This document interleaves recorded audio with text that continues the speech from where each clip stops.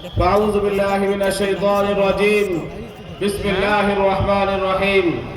تعاونوا على البر والتقوى ولا تعاونوا على الإثم والعدوان আজকের এই নির্বাচনী জনসভার প্রধান অতিথি আমাদের পাইকগাছা কয়রা নয়নমণি মাওলানা আবুল কালাম আজাদ সাহেব এবং বিশেষ অতিথি আমাদের সাবেক এমপি শাহ মোহাম্মদ রুহুল কুদ্দুস সাহেব তথা খুলনা জেলা এবং পাইকগাছা উপজেলা বিভিন্ন নেতৃত্ববৃন্দ আর এবং আমার সামনে যে সমস্ত ভাইরা আছেন,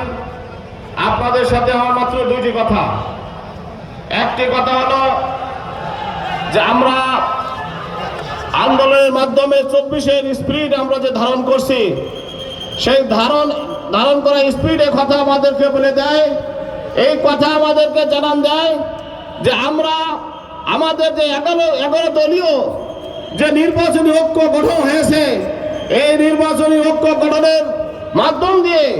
আমাদের খুলনা, পাইকগাছা এবং কয়রায়